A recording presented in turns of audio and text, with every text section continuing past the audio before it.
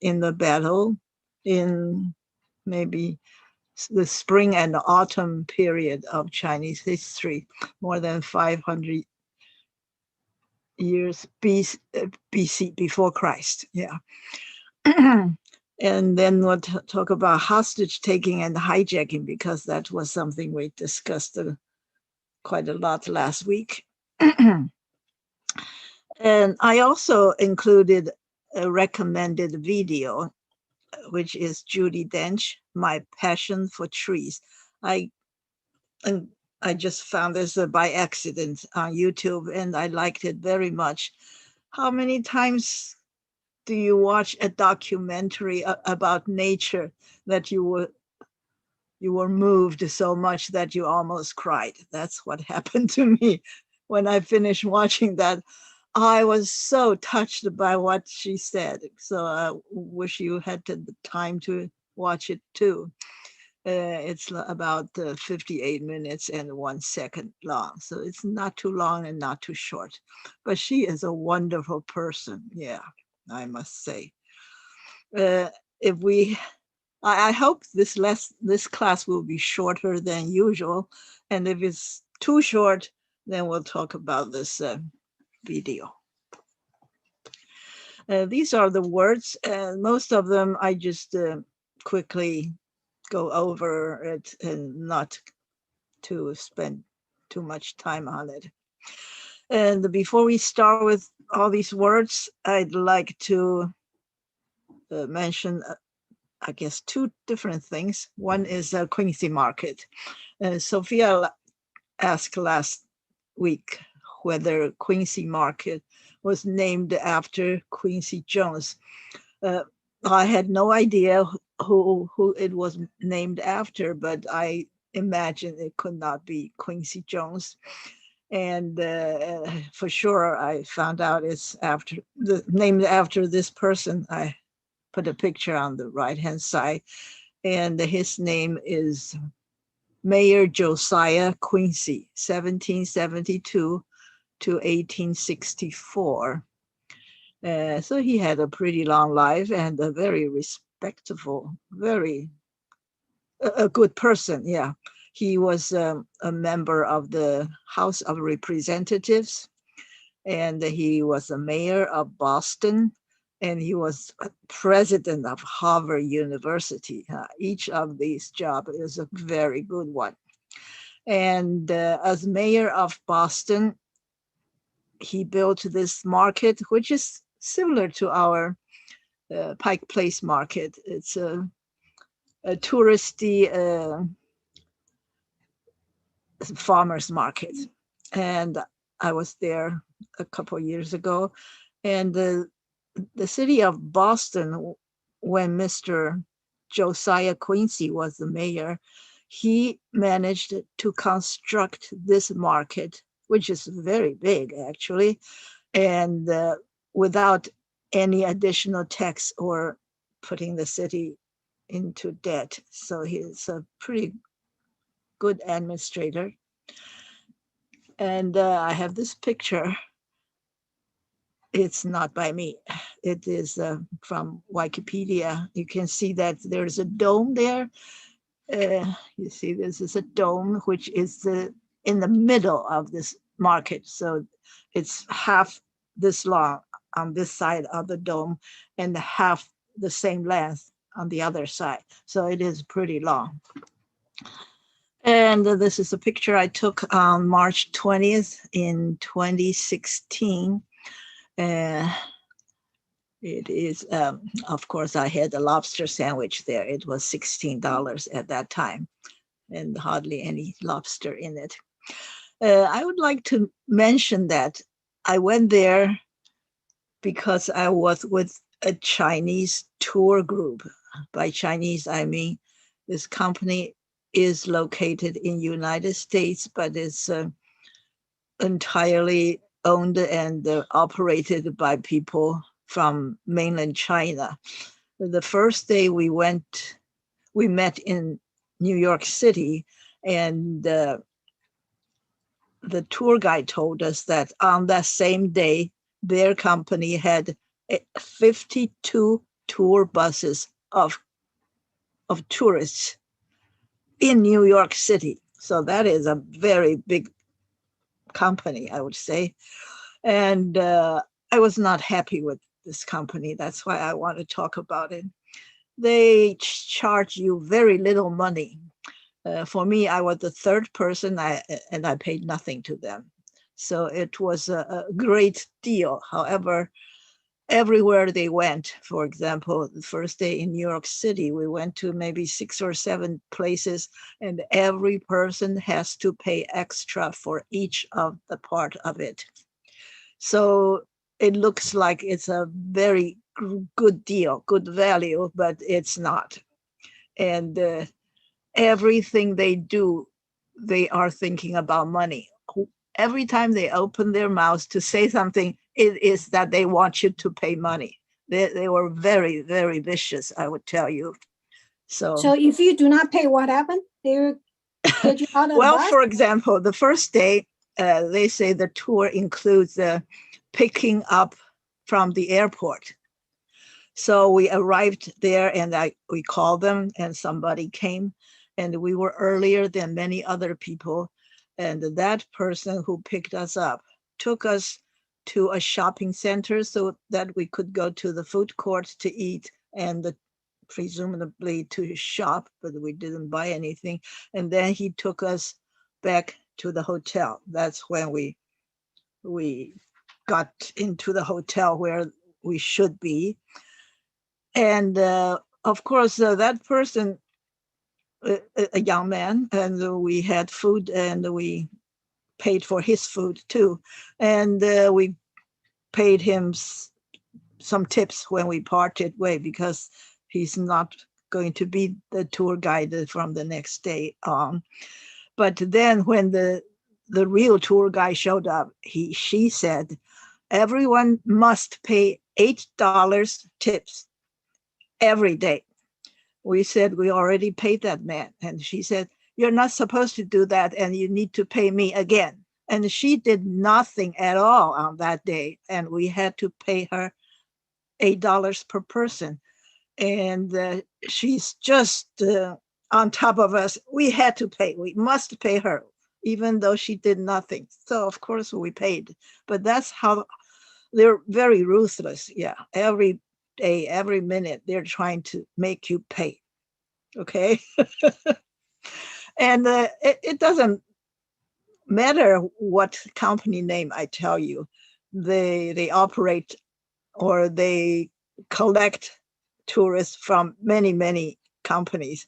If you turn on, if you Google for Chinese tours in America, there are so many of them, and all those companies all ship to this company to handle the thing. So I assume that they're gonna get you. Okay, so I'm never going to take any Chinese tour group. It's very unpleasant. Yeah. Yeah, that's very terrible. It's similar to they call $99. You're going to travel to China. Yeah, You exactly. go, okay, Yeah. that's cheap. But whenever you go, they'll force you to do something, buy something, Yeah. And they're not pleasant to deal with. They are. Oh, yeah. If you go to an American tour company, they try to make you very happy, but not the Chinese, not the one I went to. Okay. Now let's start with our vocabulary. First is the word fusion. I mentioned this because it was in the text I copied from Wikipedia about Zhu Zai Yu. He was a Ming prince who was the first person in the world who proposed that the space between two notes, which is a half note, the space meaning the frequency, the hertz frequency of these two notes, is the 12th root of number 2.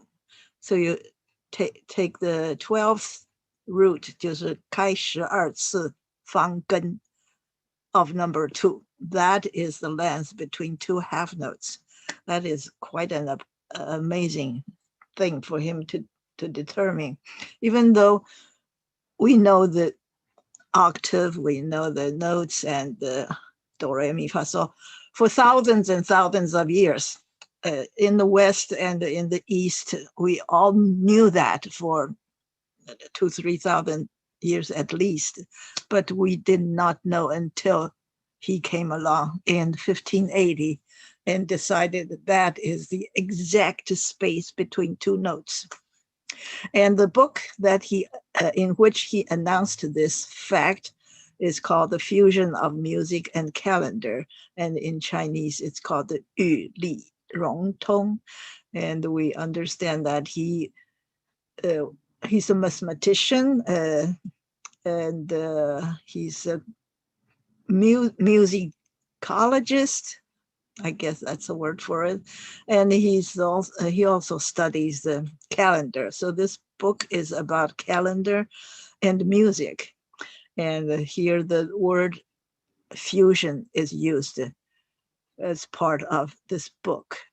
And the fusion in the beginning, as far as I'm concerned, I learned this word because it was about this atomic bomb. The word about two atoms fused together and to become a much bigger atom.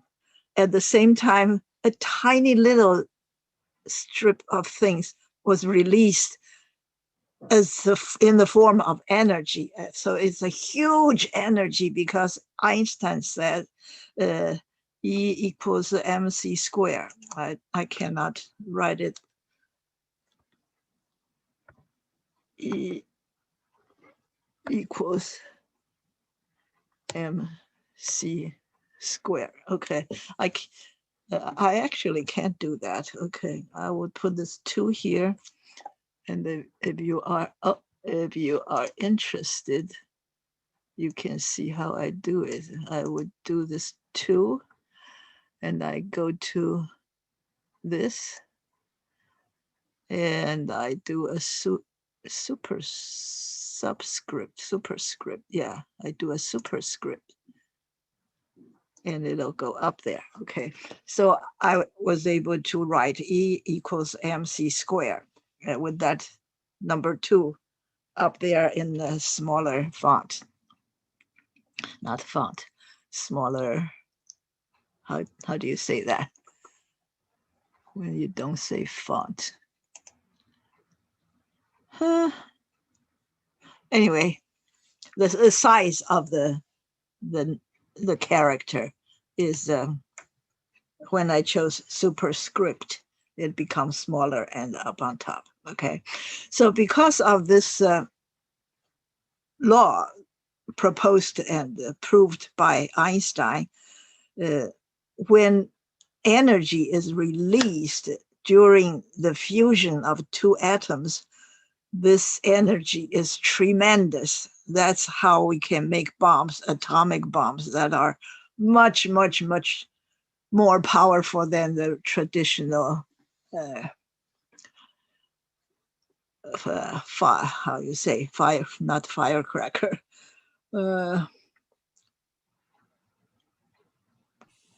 What, energy? No. Yeah, I'm talking about those firecrackers that we like to light up, but or during July 4th or Christmas or whatever, the city would fireworks. Yeah, that's the word. Fireworks, yes. So you have this radioactive fusion that takes place when two atoms got fused together and releasing a tremendously big, how do you say that? Big energy in the form of a bomb, an atomic bomb. So this is where I first learned the word fusion, that is in physics. But later on, there are other uses for this word fusion. For the one that most we know commonly now, today, is the cuisine. A cuisine is cooking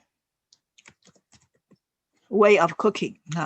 So when we say fusion cuisine, we talk about a cooking method that did not exist in the old times, but because cultures meet and they adapt from each other. And for example, Thai cooking and French cooking, maybe somebody would come along and take some part up from each of them and make a dish that is a fusion of two different kinds of cuisine. That's when we use the word fusion. There are also other uses, which, for example, music. Here we have music. There are two genres of music. Somebody who is good at both genres, they would write or compose a new piece of music that has two different styles. So it is a fusion between two genres of music. So this is a word fusion. A more common word would be combine, or something put together, but fusion is a fancier word that first came from, maybe not first, to me, I first learned this word because of the atomic bomb, but now we see, most often we see that in cooking, or a lot of different cultures, when they mix together, they're this kind of thing, which is fusion, would develop, which may never have existed before. And the next word is decimal point, which is 小数点. I'm not going to talk about a lot. It is just a 小数点. So you now know it is called the decimal point. And since I'm talking about decimal point, I thought I would also mention something about fraction. Fraction is a 分数, when you have a line in the middle, like here, you have a line in the middle and you have one number on top and one number at the bottom, and that is a fraction. And it can be, the top one can be smaller than the bottom one, which is quite commonly the case, but the top one can also be bigger than the bottom. And for these numbers on top and at the bottom, we have the two words for them. A numerator is for the number on top, and the denominator is the number at the bottom. So now you know fraction and the numerator and the denominator. Okay. The next word is housing project. It is usually built by the government. Because of a housing problem, poor people could not afford to buy or rent cheap housing. So the government would step forward and build a lot of inexpensive housing, either to sell or to rent out to people who are certified to be poor. So these, after a while, they develop a reputation as being not of good quality and not good for families, not a neighborhood that is suitable to raise your children, because of violence, drug use, and the prostitution. And that is here I said the housing project in the US continue to have a reputation for violence, drug use, and prostitution. As to the other word, which is in the third part of the slide, it's called tenement. You probably heard this word in The Sound of Silence by Simon and Garfunkel. In it, it says, it mentioned this word. It generally means cheap housing. The slight difference between housing project and a tenement is that the tenement may be owned by private people, while housing project is usually owned by the government. And they are all cheap housing, and so their quality is usually not good and have lots of problems. And that's what you could tell from the lyrics of The Sound of Silence. Here, especially a low rent, run down one. So these kind of housing are usually cheap and not maintained well. However, this is when we talk about United States. In other countries, a housing project, even though built by the government, may not be cheap or poor in poor quality. And this is in Hong Kong. This is just dozens of high-rise buildings, all built by the government and crammed into this very limited space. According to what I found, nearly half of Hong Kong's 7.8 million people live in public housing.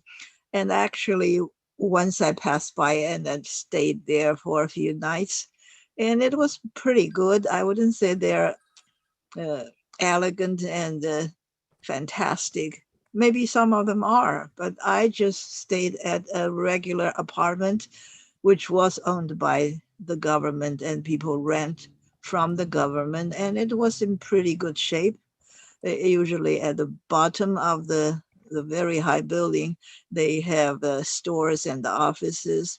For example, there is always a supermarket there. So everyone in the building can just take the elevator and go buy something. And there are restaurants and the clothing shops and so on.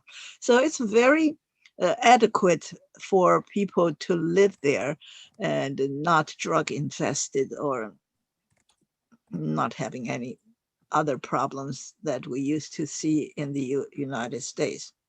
So each country is different.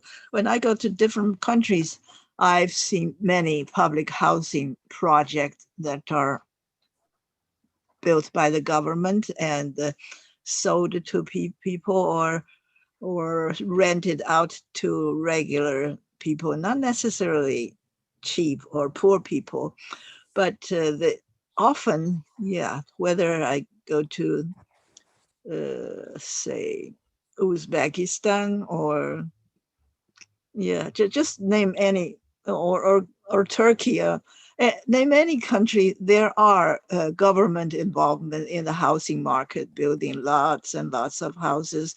Many of them are not like this high-rise buildings. They are real houses with individual yards. For example, in South Africa, the government builds millions and millions of cheap housing. They're really cheap. They don't have toilets. They, I wouldn't say they don't have toilets. They don't have a flush toilet. So they would have a little chimney on top that's a little bit away from the main house, and that is for your outhouse. So you do have toilet, but not uh, good, not flush toilet. Flush toilet means that the toilet that you can flush the water. So matong, okay. So yes, indeed, in South Africa, you could see millions and millions of such houses. They would pick a place in the middle of nowhere and just start to build hundreds and hundreds of such houses. It's amazing. And here's the word 工会. We call it 工会, and it's called the guild.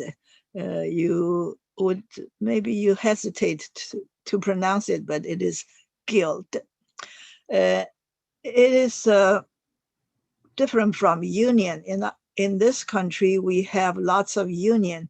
It is a kind of a collective bargaining, which means that all the workers got together and they create a union, and they would like to protect their mutual benefit by bargaining with the employer.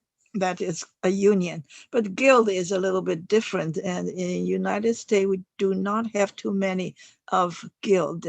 A guild could be a labor union for journalists in this country. So they would be all across the country, not necessarily your newspaper or your TV company, but all the people who work for such kind of business would be together, so they could have new training or new things that are interested, not necessarily regarding a specific company, but nationwide uh, as a business. For example, the reason I was thinking about it is because we're going to have SAG award pretty soon. SAG is the last line, which says SAG, and it's called the Screen Actors Guild. So it is not between an actor and an employer, but it's that every single person in this business who is an actor must join this guild. And together they would vote to give out award to every year, just like Golden Globes or Oscar. But this is another pretty prestigious award. It's called the SAG Award. And in Europe and in some other countries, you would have guild, which is not a union. And the guild is people who engage in the same kind of work. For example, they are ironsmith, 就是打铁的铁匠哈, or they are coppersmith, or they are goldsmith, or if they are dried cod seller 哈，就是专门卖晒干的鳕鱼的人哈。They are particularly interested in this line of business, and they try to improve their skills and have some kind of a disciplinary measure, so that if someone among them is doing something illegal or not being fair, then the entire guild can get together and decide how to punish them, whether to fine or to ban these people from the guild. This is for many, many hundreds of years. Unlike union is like maybe from communist, or in late 19th century, unions started to be created. But the guild is a very old thing. For many hundred, let me say, 500 or 300 years, there were guilds in at least in Western Europe. Okay, and because they have very old history, their headquarters, or the building that houses this guild, would be very pretty, like this one in London. It becomes even a tourist attraction because it's so beautiful. So the caption on this picture is a lasting legacy of traditional guilds are the guild halls. Guild halls, sorry, constructed and used as guild meeting places. So there were guilds, and they people of the guild would get together. They would build very beautiful guild halls. Every time I go to London, which is twice, I would come across guild halls here and there. And of course, in other countries like Germany or even the Baltic states, they all have guild halls. I'm sorry. The next one is called the derogatory. This word appeared last week when we talk about spinsters. Spinsters are maidens who were not married after they passed the prime marriage age. 就是老小姐的意思.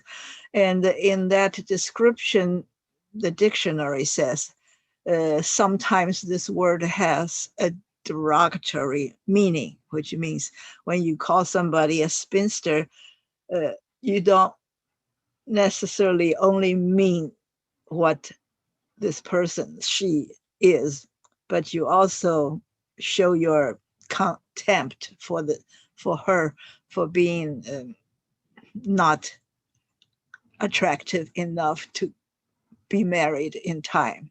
So this word is called derogatory, and this similar meaning could be disparaging, injurious, or distracting, lessening the worth of, insulting.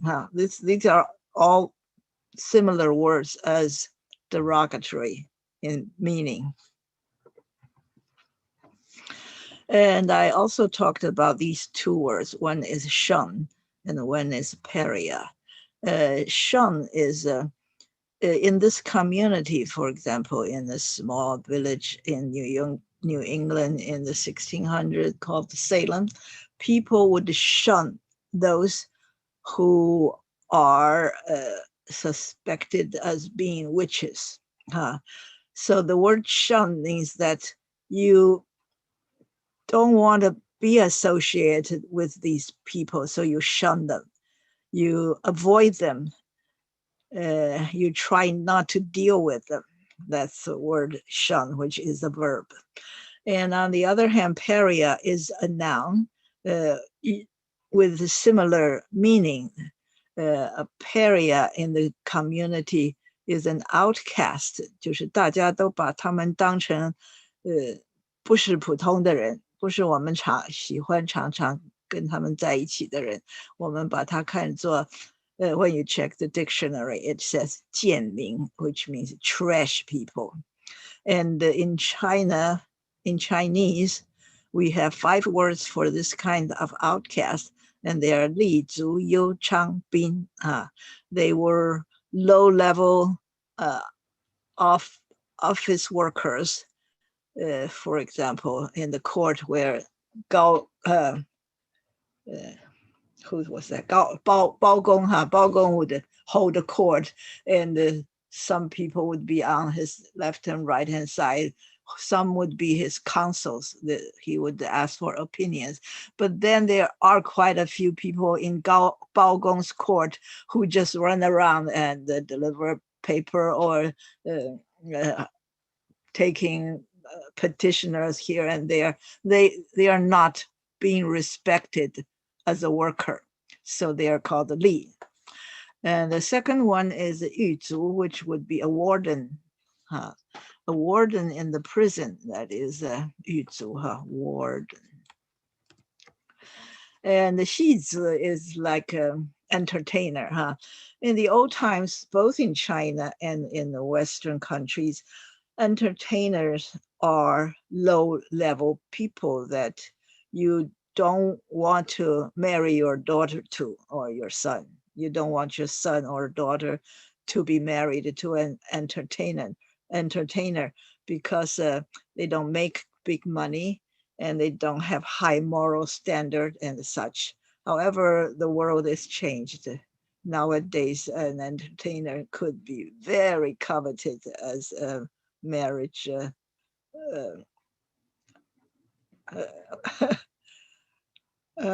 someone that you want to be married to, okay? 戏子, just the word 戏子 itself, it has a derogatory meaning, but now we know that Teresa Deng, Deng Lijun, she could be considered a 戏子, and many times she was going to get married. The potential groom's family would say, nah, she is just an entertainer, and they would refuse to let their son marry this singer. But she is world over very famous and probably very rich. I don't know the detail, but it's possible that she earned a lot of money, but she never got married because every time she was going to be married, the groom's family would turn her down. That's what this word is, outcast or pariah. And prostitute or the funerary staff, funeral home staff, they were commonly considered as an outcast. If you go to India, they have castes. People are divided into castes, or they were born into different castes. And people who work or who own the funeral home, work at a funeral home, or own a funeral home, those people are, they belong to the lowest of the low. They're at the bottom of the ladder in the society. However, it's a lucrative, very lucrative business. Lucrative. That means, does that make sense? Okay. It's okay, lucrative. So the people who run funeral homes make a lot of money, but they are at the bottom of the ladder. So you can go to, for example, you go to Varanasi in India, where people would send their deceased bodies to the funeral home to be burnt on the pyre. A pyre is Pyre, huh? It's a big pile of wood that you light up to make a fire, and then you put a body on top of the pyre. That's how Indian people handle their funerals. And the people there, you can see with the very fancy, beautiful houses, they were funeral home owners, but they are at the bottom of the community. That's a very strange thing nowadays.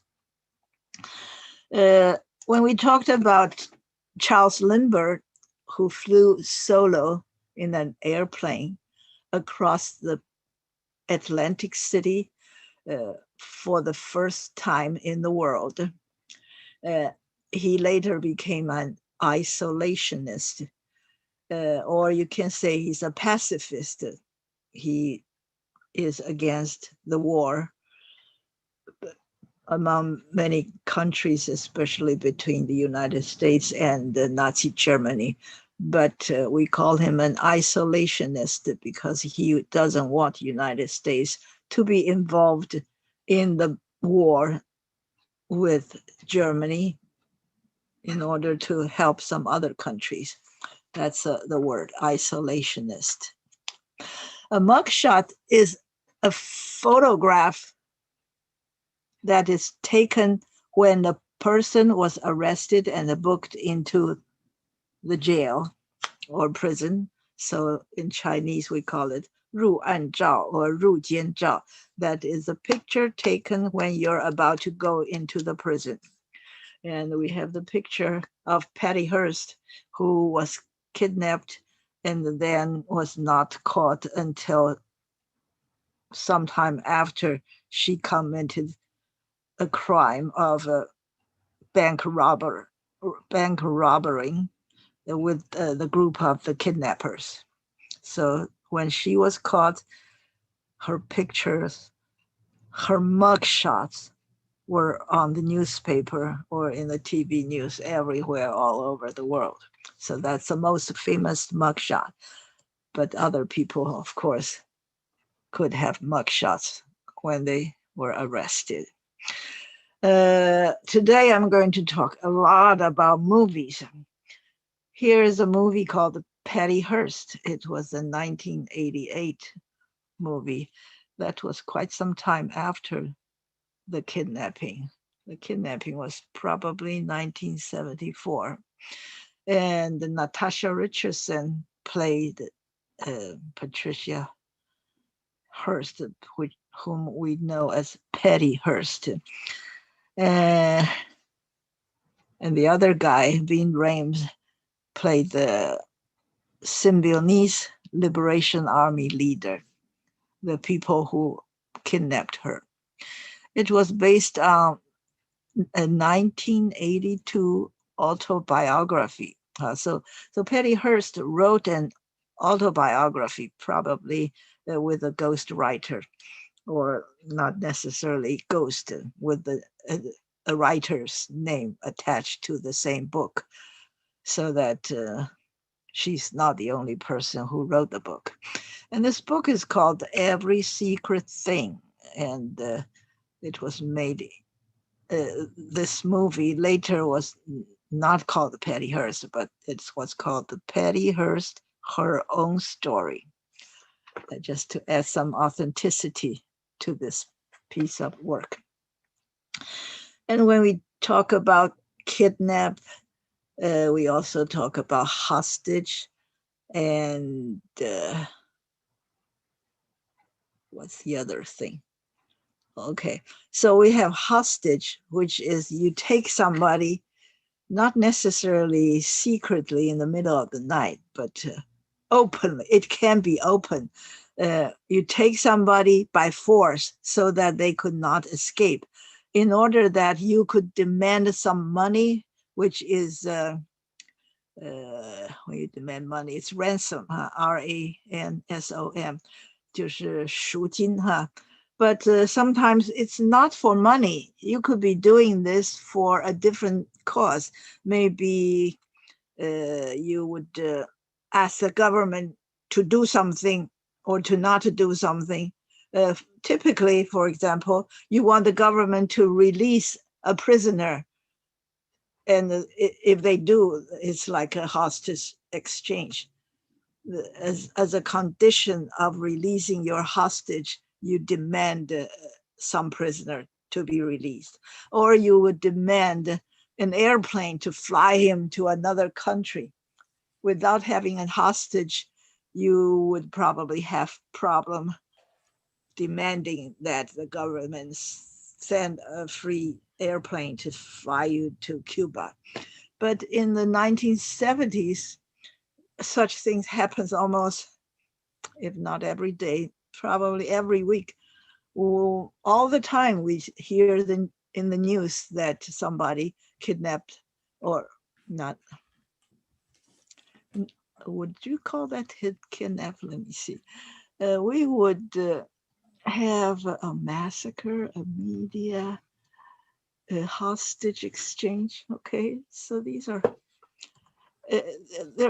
when we talk about kidnap, it's more or less about a child or one person, like Patty Hearst, or some other things, other people.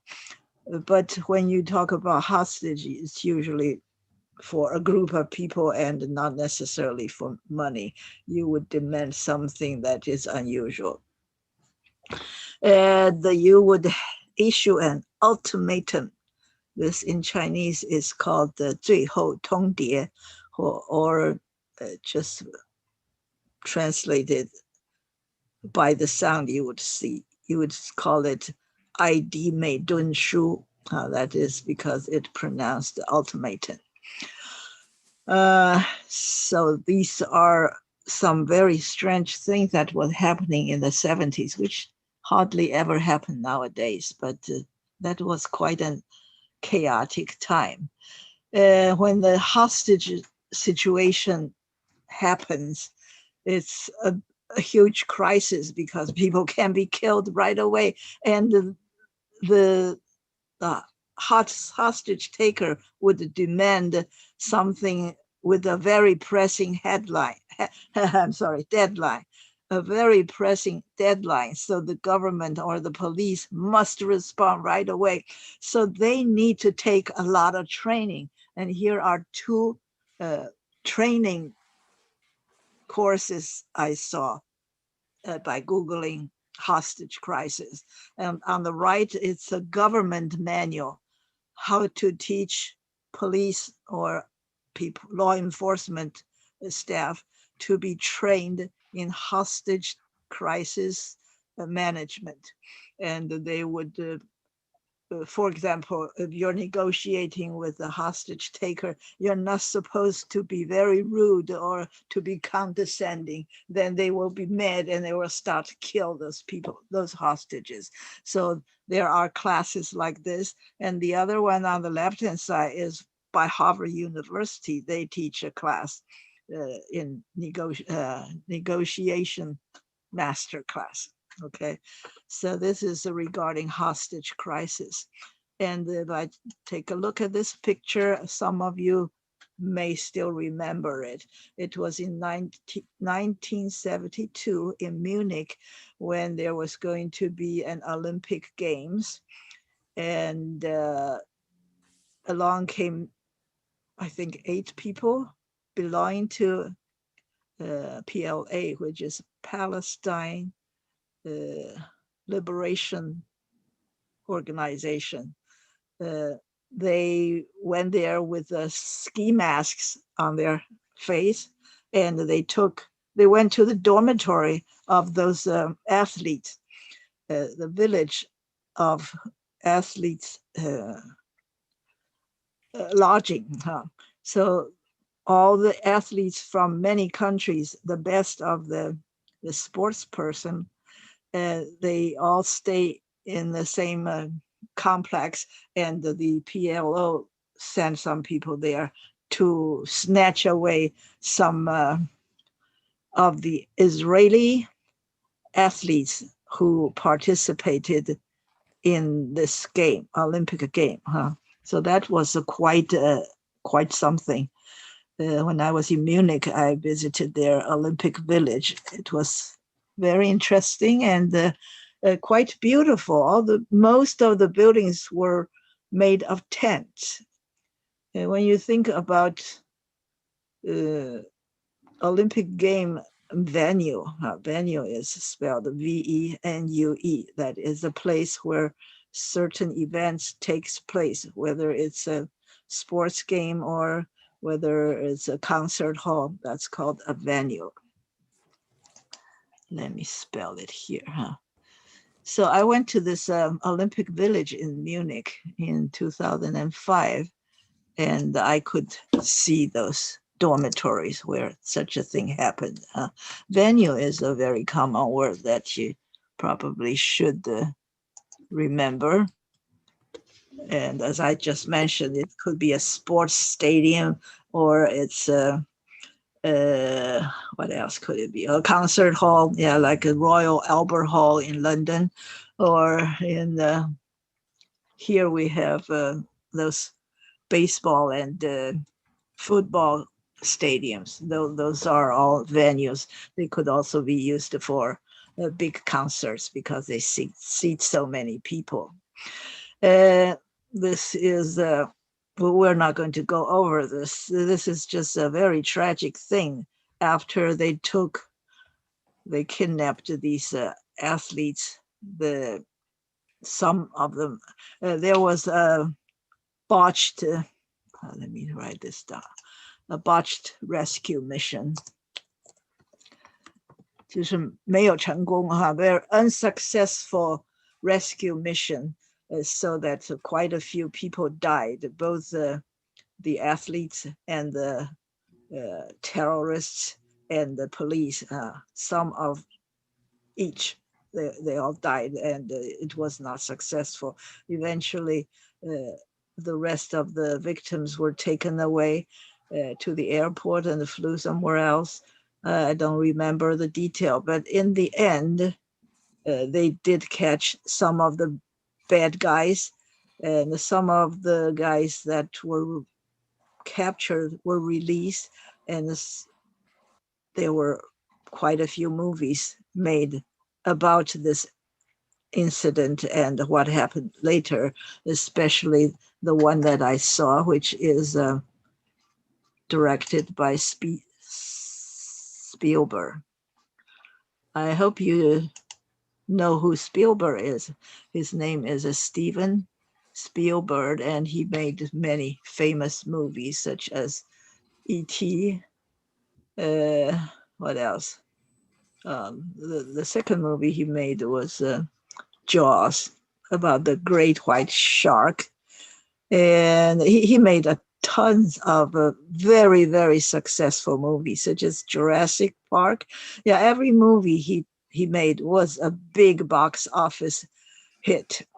And of all the movies he made, this movie, which is called Munich, is made the least money domestically because people are just not interested into these horrible tragedies that did not have a happy ending. Uh, Other things that we're going to talk about other movies about successful hostage takings, and there were many, many such movies that sell better than this movie because this one is about an unsuccessful rescue mission, and then the Israeli intelligence group, they sent out people to hunt down those who were released, those bad guys who were released. They want to seek justice. So they went out and killed every single one of them secretly. So this is a kind of soul searching movie. It's not about the kidnapping or the hostage taking, and it's not about the rescue mission. It is about after everything happened, they went out to kill all those people who got released. So it's a very sad and deep movie. Okay. As to other movies regarding this same incident, there are books and there are documentary and there are dramatic movies. There are so many of them. Yeah. But I only saw this one, which is Munich. And Munich was in it stars Eric Bana, who was a young man, and he appeared in quite a few very famous movies, but he did not become a famous star. One of the movie he was was in the Li An movie, which is it's probably the only Li An movie that did not make money. And it's the Hulk. The Hulk is about a superhero when this doctor, when he gets angry, he became huge, big, and green, and this with super strength. That's a Lian movie that did not make any money. Okay. But hostage taking is not something new. It's not something that happened mostly in the 1970s. It has a history of thousands of years of tradition, or I wouldn't call that tradition as if that's a good thing.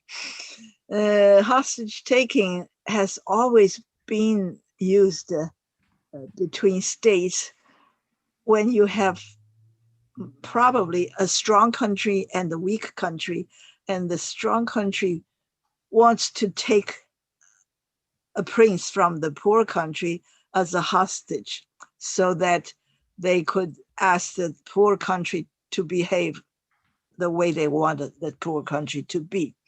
It's not just China. In China, we've got lots of such things. When I read the 左传, there was Zhou Zheng Jiao Zhi or something. So the state of Zhou and the state of Zheng would exchange hostage, which means they would send the crown prince or some important people in the royal family, and they exchange it. Each one would keep the other's prince, and so they would become peaceful between them because they did not want that hostage to be killed. So in 春秋 and the 战国时代, which is about 6, 7, 8 century BC until 2 century BC, that happened a lot. And in Roman Empire, they also do that. Roman Empire is very big, and they demand their tributary states 就是 those smaller countries all around its boundary who pay respect to Roman Empire, they would send their prince to Rome so that they would keep the relationship peaceful because of this hostage.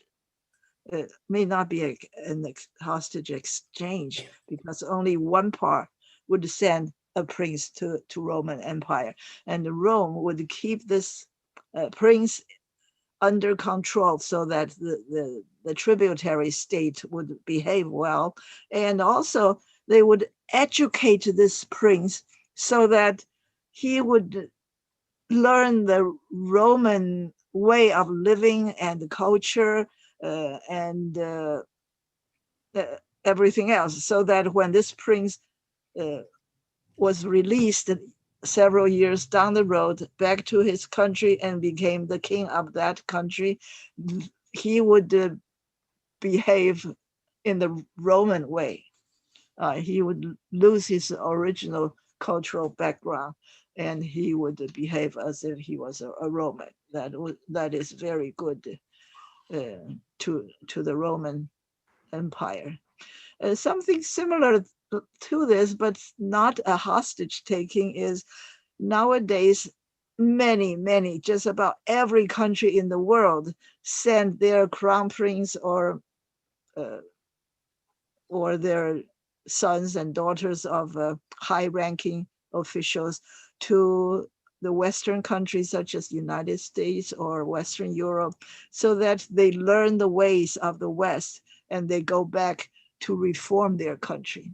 This does not involve any hostage taking, but future high-ranking official or crown princes going to Western countries to learn their ways is a very common thing right now.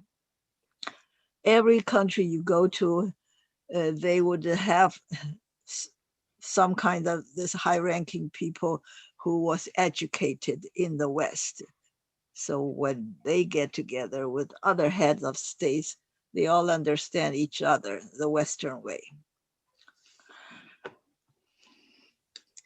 And the famous hostage taking is the Iran hostage crisis. This was in 1979 in Iran, 或者我们叫伊朗或者 Iran. I guess many countries would pronounce it Iran, but America would, in our country, would pronounce it Iran. The embassy, United States Embassy, 就是大使馆 embassy in Tehran, which is the capital of Iran, 52 people working there were taken by students, terrorists, and held hostage for 444 days from 1979 to 1981. That is during the Carter administration. And the Carter administration attempted a rescue mission, but it failed. And on the day Reagan took oath to become president, on the inauguration day of Reagan presidency, Iran government made arrangement to release all these hostages because they did not want to hold them forever. It's really a stalemate. Here's the word called a stalemate. That is, you have a tense situation, but it's not getting anywhere. No negotiation failed, the rescue mission failed, nobody's doing anything productive. So there is a stalemate. And Iran finally decided they don't want to hold these people anymore. So they released them. And just when Reagan was taking the oath, that's what happened. Okay. Why did they do that? There were many reasons, and mainly there are 2 or 3 reasons. One is in 1956, the CIA started a coup. You remember the word coup, C-O-U? CIA of United States started a coup, and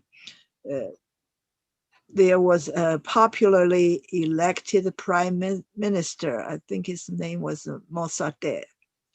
There was a prime minister who did not listen to the United States. I think he wanted to nationalize their oil industry. And the rich people in United States were not happy.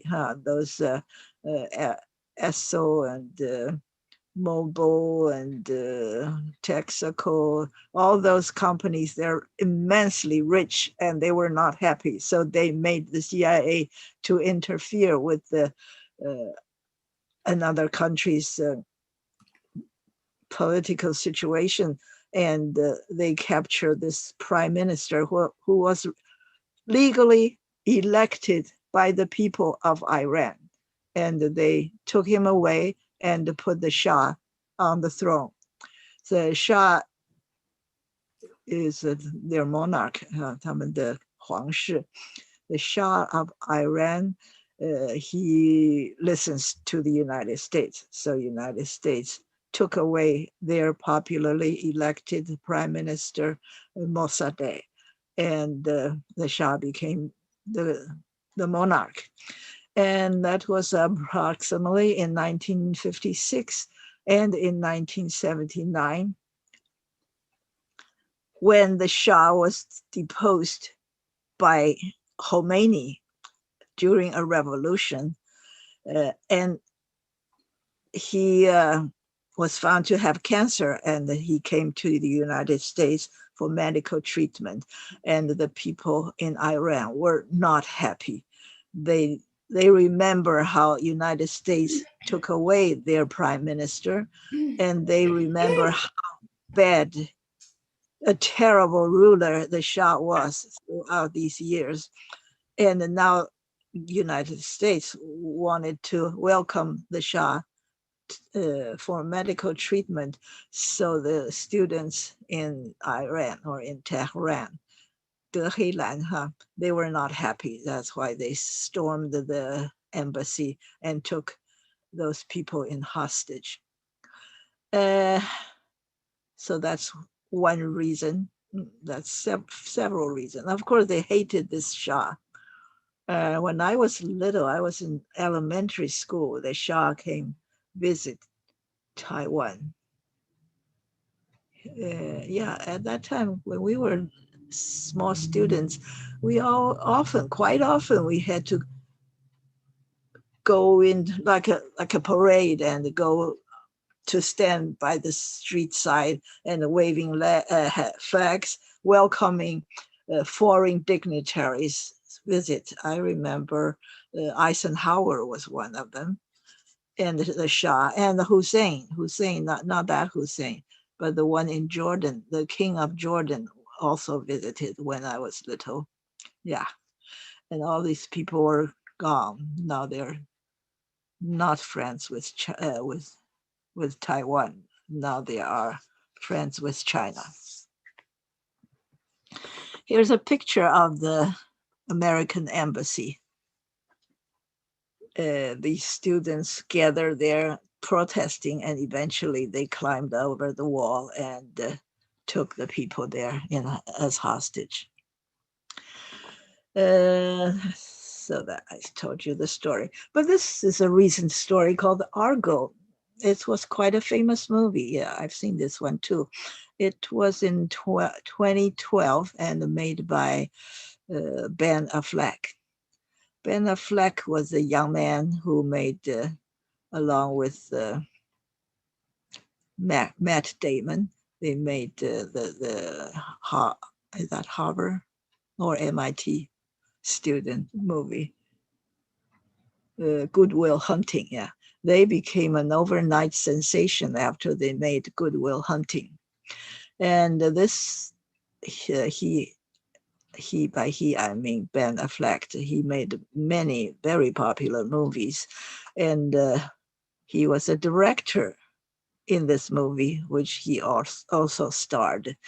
And this is about a rescue mission by Canadian embassy, because when the student took over United States embassy, there were a very small group of people who just rushed over across the street to Canadian embassy, and the Canadian embassy harbored those people, but they had to somehow ship them back to United States, but the security was very tight. So the story of Argo was that CIA made arrangement with Hollywood. They found some big shot movie makers, and they pretend that they were going to make a movie about the Argonauts. That's why this movie is called Argo. The Argonauts are some soldiers with their head. This group of soldiers was in Greek mythology. They are called Argonauts. So these people from Argo are called the Argonauts, and they follow the prince Jason to hunt. I wouldn't say hunt. They are in search of a thing called the golden fleece, 叫做金羊毛哈。There's this legendary golden fleece. Supposedly it's like a skin of a sheep, but with golden hair. And this very prized item called the golden fleece, everyone wants to get hold of it. And Jason, with a group of Argonauts, went and successfully secured this golden fleece. And this is a story about ancient Greek. It's from the Greek mythology. And these fake movie makers went to Iran under the pretense of making a Hollywood movie. And somehow they got these U.S. embassy people from the who escaped to Canadian embassy, and they were able to fly back because of this mission that was successful. And Ben Affleck got nominated for a lot of awards because he's a director and starred in this movie. So he was nominated for Best Picture, Best Director, and maybe Best Actor, and so on. And this movie did win Best Picture, but he did not win Best Director Oscar because that award went to Li An. Do you know what movie? The Life of Pi. Li An got a Best Director Oscar for The Life of Pi instead of letting Ben Affleck getting the honor. Then we talk about hijacking, which is a little different than hostage taking. There are several kinds of hijacking. One is aircraft hijacking, one is carjacking, and one is maritime hijacking. Maritime means on the sea. So when you do a hijacking on the sea, you are a pirate. In our language, we already learned the word pirate, which means 海盗.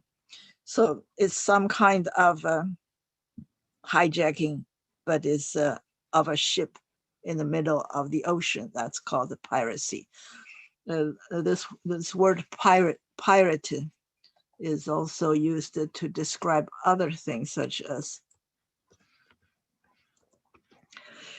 you can secretly steal the technology of something and do it in your own country. For example, China or Taiwan, they would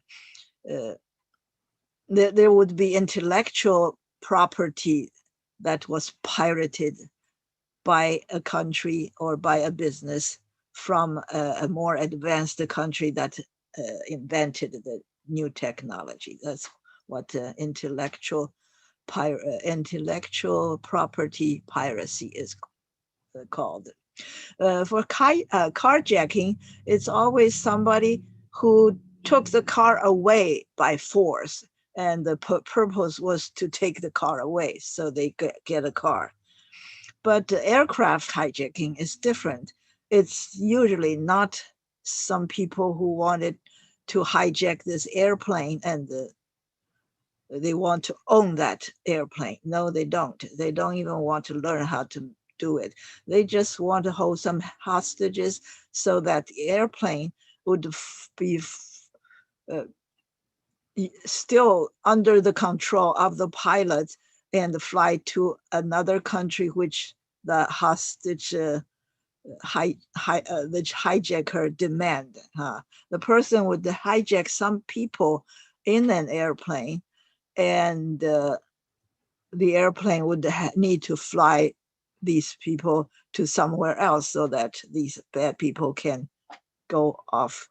At that time in the 70s, most of them wanted to go to Cuba because Cuba would not prosecute them and they could be free in Cuba along with other demands such as a large amount of money. But they never want to hold that aircraft in their possession. They just want to use it as a tool to do something, either to get away to some place or to get some money, or quite often to demand that some other people they know who at that time was in prison, they want them to be released. A lot of political hijacking of airplane happened because they demand some prisoner to be released. Yeah, it's very strange when you think about those days when it happened so much, and nowadays it just disappeared. Another hostage taking happened in Entebbe. Here in the title role, can say Operation Entebbe or Operation Thunderbolt. This is when a group of people, I think there were actually only 2 people of PLO, which again is the Palestine or Palestinian Liberation Army. Yeah, Palestine is a place and the Palestinian is the adjective that describes their political leaning. So these 2 people, they hijacked an airplane with 248 passengers, and they demand that many prisoners be released, mostly from Israel prison and some in some 4 other countries. So this hijack, the goal was to have prisoners released from prison. And they got this airplane, which I think is from Air France, and they got this airplane fly to Entebbe, Uganda. Uganda is in the middle of Africa, and its capital is called Entebbe. And these people, they already had arrangement with the president of Uganda, whose name was Idi Amin Dada.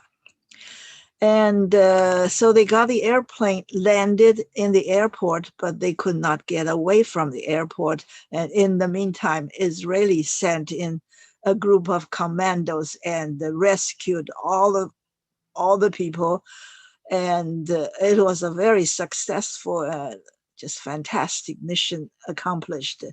And all the hijackers were killed. And 45 Ugandan soldiers were killed. And only one Israeli soldier was killed, and his name was Yonatan Netanyahu. He was the elder brother of Benjamin Netanyahu. Benjamin Netanyahu was twice the prime minister of Israel, but that was probably after this 1976 incident. Yeah. So that was a very fantastic, very successful mission. And at that time, The reputation of Israel was at the very peak after the Six-Day War and the Yom Kippur War. They have such a huge reputation as very good fighters, and they win all the battles they were engaged in, and very quickly, say in 6 days or in 1 or 2 days. And in this case, they rescued 248 passengers in a matter of 1 day, I think. So they do deserve quite a good reputation. And this story, which is short and sweet, because it's just in a few days, it's all taken care of, and it was made into many movies, and all throughout the years, like 1976 all the way through to 2018, they're still making movies about it. And some of them were American movies and some were Israeli movies. This is one that has Linda Blair, who was a little girl in The Exorcist. I don't know how you call that movie, The Exorcist. She was the young girl, maybe in age 13 or something. In that movie, The Exorcist, she was under control of a devil. So she was throwing out and kicking, and the bed would float in the air and things like that. That was a very famous horror movie. And it also has lots of famous people like Kirk Douglas, Elizabeth Taylor, and Burt Lancaster, Anthony Hopkins, Helen Hayes, Richard Dreyfuss. So these are all very famous people. However, I don't think that's the one I saw. I saw the other one, which is also made by some the more common stars like Peter Finch, Charles Bronson. Charles Bronson was in a lot of Death Wish movies, a series of vigilante person walking around killing bad people, probably in New York City. And this black actor on the right-hand side, Yaphet Kotto, he played Idi Amin Dada. That's the president of Uganda. And I'm interested in this person on the left, whose name is Peter Finch. He's a very well-known and respected Australian movie star. Yeah, when we watch some movie, people who speak English, we just thought, oh, they're probably either English or American, but many of them are Australian or Canadian. And Peter Finch is Australian. Here I have a picture of him, and I've seen many of his movies. For example, The Nun Story with Audrey Hepburn. That was one, and there are quite a few others. And he was most famous for the movie called Network. It's about a TV anchorman who said, I've got enough of things, and I could not take it anymore or something. And he was very mad and announced in the TV show, a TV news, the character that he plays, and to tell everybody that you just open your window and yell outside that I've gotten enough of this, and I could not take it anymore or whatever. Okay, I'm just paraphrasing it. And for a while in this movie, everybody was yelling that outside a New York City apartment. Okay, and the very funny, I wouldn't say funny, tragic is more likely, is that he won an Oscar after he's dead. He was nominated for his role in the movie Network, and when the winner was announced to be him, he was already dead.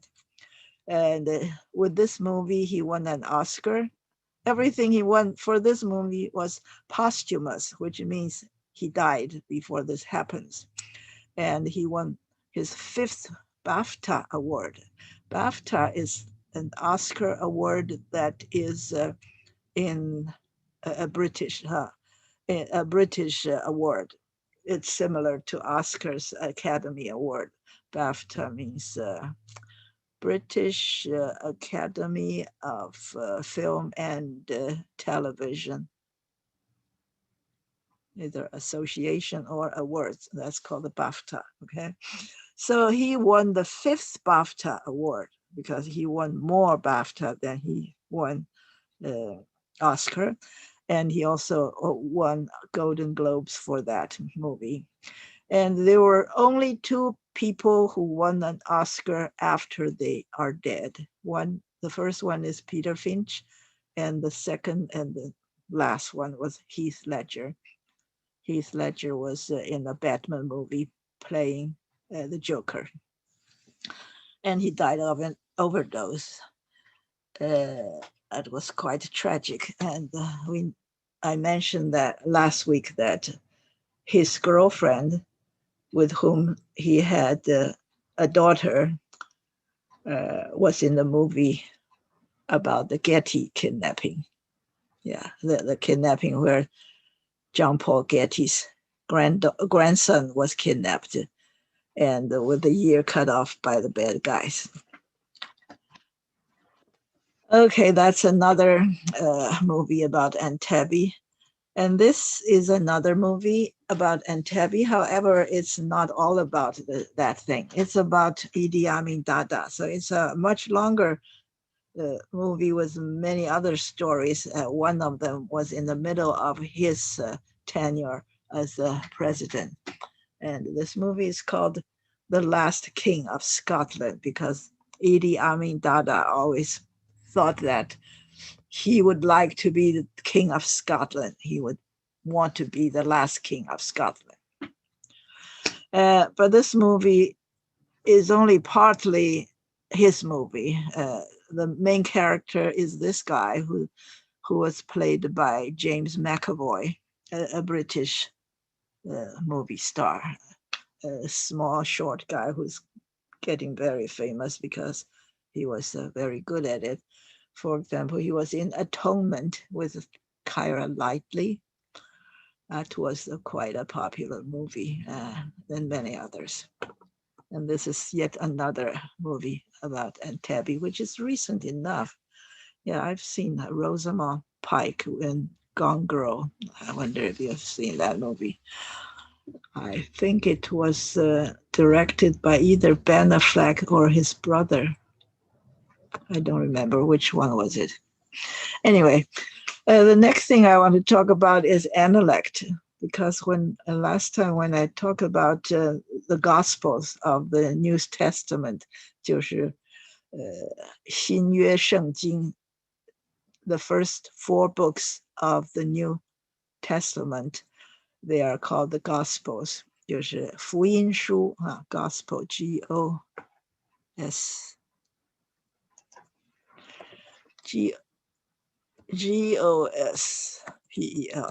这个叫做福音书 Gospel according to Matthew, John, Mark, and I always remember 3 of the 4.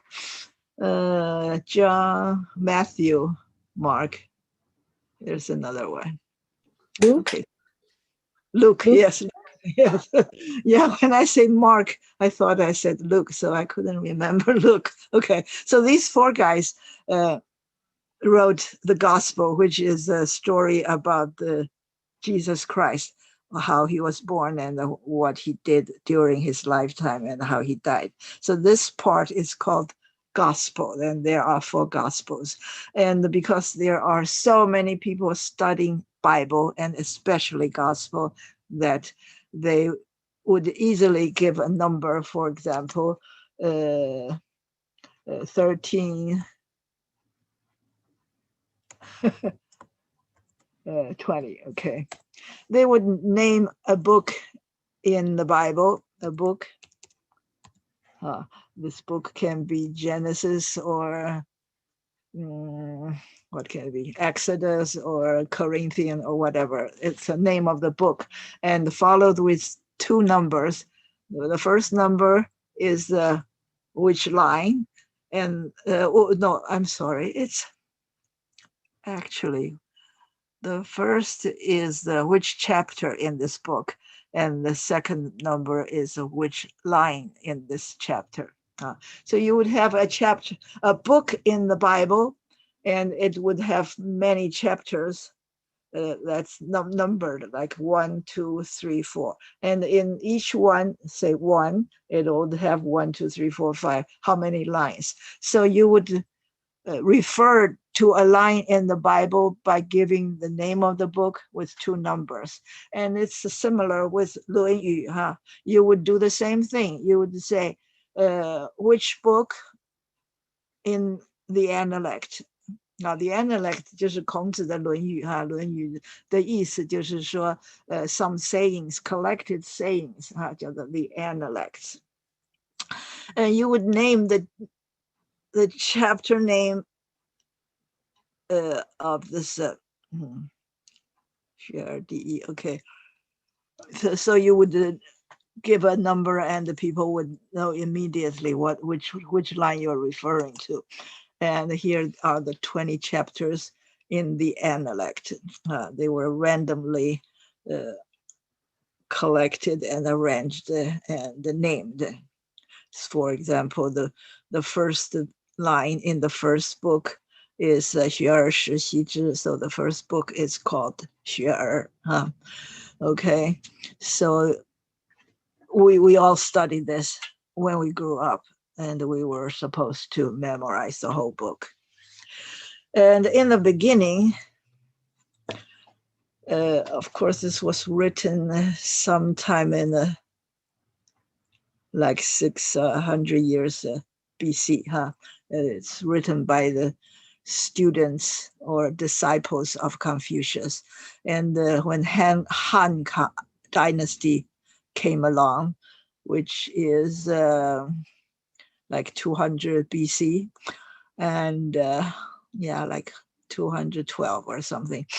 So at that time, Confucian philosophy is just a part, one small part of the 诸子百家.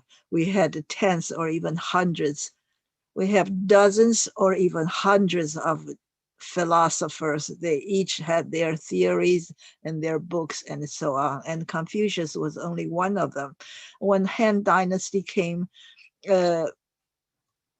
people revered the 5 classics, which is 诗书易礼春秋. Okay, the 5 classics were very respected and studied throughout the country, while Confucian saying the Analects was just a part of the secondary books. But along came Dong Zhongshu. He was born in 179 and died in 104 BC, before Christ. And he advised Han Wuti that we should just all study Confucian philosophy and get rid of everyone else. So before them, Confucius was just one of the many philosophers. But after Han Wuti, which is about 100 years BC, the country or the monarch adopted Confucian philosophy as the supreme one, and everyone must study Confucian thoughts. That's how things were. And as time goes on, it becomes bigger and bigger and bigger, until Song Dynasty, it becomes much bigger than all the other classics. So now we have 四书 because of Zhu Xi. Zhu Xi, who's in the 12th century, he advocated Confucian thoughts, and he added lots of new things to it, because after 1,200 years, actually almost 2,000 years after Confucius, he added more Taoism and Buddhism into Confucianism. And this later people call his Confucianism neo Confucianism, which means new, 新儒家思想. So after Zhu Xi and his 4 books, Zhu Xi himself, he promoted these 4 books, which include the Analects, Mencius, and 大学中庸, 大学中庸孔子孟子. These 4 books were touted by Zhu Xi as the greatest philosophy to be studied. So what we do now are all following Zhu Xi.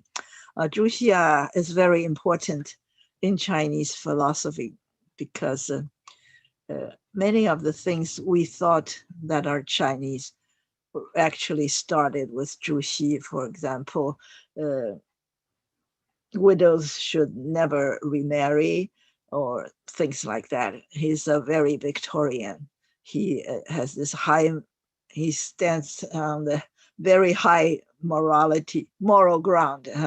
He wants people to follow strict rules and not to deviate. So a lot of the thinking we had that are conservative actually came from the Song Dynasty. And when you talk about all the classics, there are commentaries, which are famous scholars who diligently added annotation to each line and each word of the classic works. So when you talk about 论语, there are here at least these 6 people who are very famous for writing the commentaries for the book The Analect, like Zheng Xuan, He Yan. These are older this is like Zheng Xuan is almost 200 AD, and He Yan is just a little bit after that. And then there were Nan Chao and Nan Song and Qing. All these people, after thousands of years, are still working on this.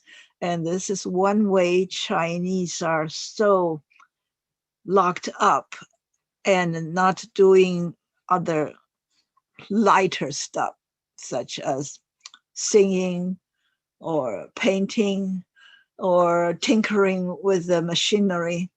These are all minor things compared to the great philosophy of Confucius. So that's one of the reasons that China was so far behind Western Europe as far as science and the technology and the mechanism and all those and the arts. Yeah, we traditionally only honor people who would study those classics. They would take the royal imperial examination and pass that in order to be hired by the government.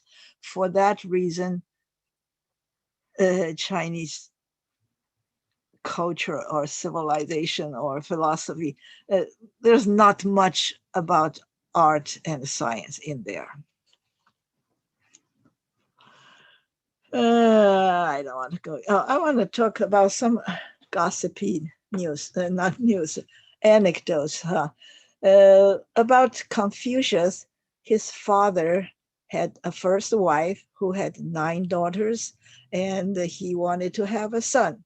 So he got hold or married a concubine who gave him a son.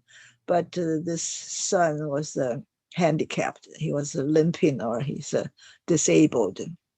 So when the father was 72 years old, he married a third wife who was 18, and this third wife gave birth to Confucius.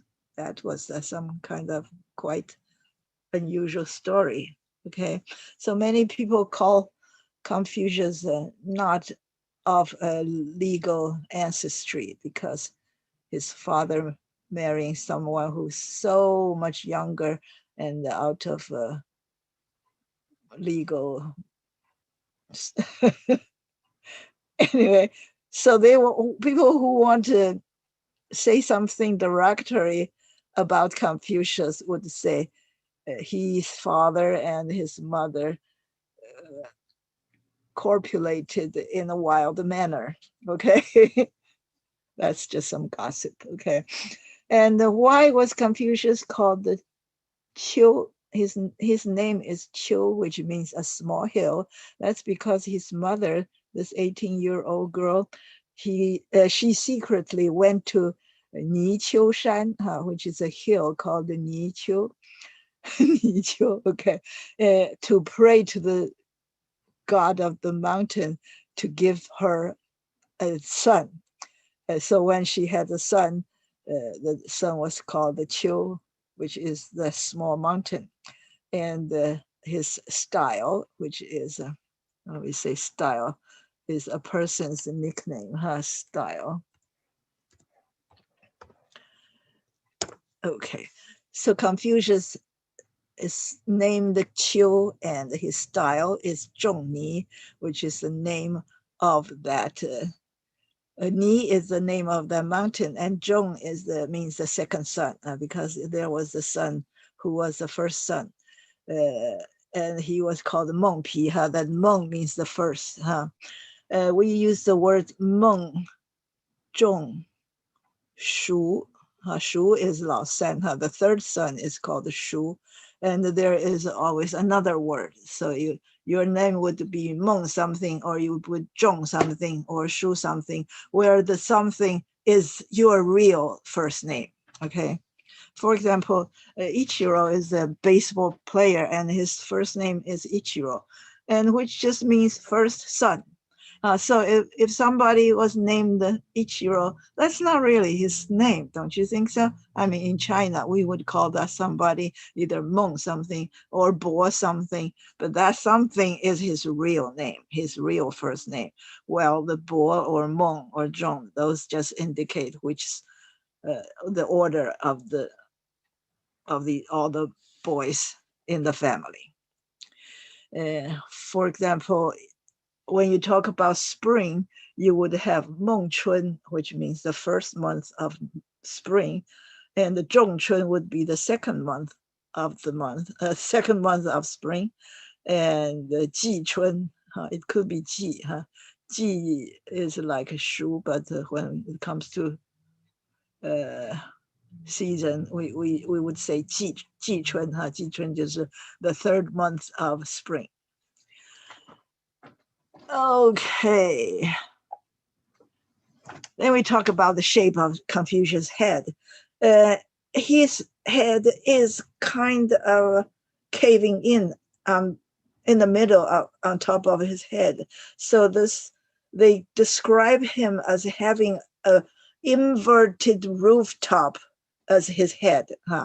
反语就是说反是反过来 It's like a rooftop, except that the rooftop was bulging in the middle, but his head was caving in the middle. So they called him, that's what they secretly say, that he has a caved in top of head, 叫做鱼顶上鱼也. Okay, these are all fun things you probably have never heard of. Another thing is he's very tall, probably 191 centimeter height. That's his height. He's very tall. He's 9尺6寸 I'm sorry. 在西周是西周 is 191 centimeter, and he's probably close to Dongzhou, so it's probably 186 centimeter. Either way, it's pretty tall, and that's probably because his father was really, really tall, and there were in the history in those days that says that his father could lift the city gate by himself. He's so strong that he could lift the city gate, saying that he's as strong as a tiger. I hope we're getting close to it. Salvation is a word that means to be saved or protected. And in religion, you would say somebody is, his spirit was protected or saved. We use the word salvation. For example, the Salvation Army is called 救世军, which is the denomination of Christianity. So in religiously speaking, you use the word salvation to mean that a person was delivered, his soul was delivered from the sin and its consequences. And we talked about the Mormon people giving proxy baptism to other people, especially to Jews, which is kind of weird. And the word proxy means somebody who acted on behalf of another person. So you could have a proxy baptism in which you did not participate, but someone else decided to do it for you. And usually it's not that way. If somebody acted on your behalf, you would be the person to authorize that person to do such things instead of yourself. Okay. And here we have the word that was sometimes heard of. It's called proxy wedding. That is, you have a wedding in which one of them or both of them did not appear, which is kind of strange, and it's not legal actually. It's usually because someone is in prison or in another country or in military service, or there was a travel restriction or things like that. Or for example, a pandemic is going on as it is going on right now. Then two people who wanted to get married could not both appear at the same time at the same place. And one would ask a proxy to appear on his or her behalf. That would be called a proxy wedding. Yes, we hear of such things sometimes, but it's always due to some strenuous situation, not because some people happily agree not to come. It's always because he could not come. And there's also the possibility that two people wanted to get married, but this marriage is not legal in this country they want to get married in. For example, a Black person and a white person in, say, Virginia many years ago, it's illegal for them to get married. So that maybe they would have a proxy marriage. But a proxy marriage is almost always illegal. The government usually do not recognize such a thing. And these we go over quickly. This is unblemished. We were talking about something I forgot, but usually you say something is blemished. That means the thing does not look clean or has some spots on it. And when you say this woman is so pure, you would say she is unblemished, or you could use a similar word, which is unprofaned. We often see these words in the song that praise the purity of a woman, like the last week or the several weeks before we heard in the song called not drink to me only with thine eyes, but the other one, believe me of all those endearing young charms. Yeah, that there was the word unprofaned at the end of the second verse. Eradication is to totally clear out this thing, decimate it, make it totally disappear, such as smallpox. The human being was able to eradicate smallpox. 天花哈，把天花完全从地球上消灭掉。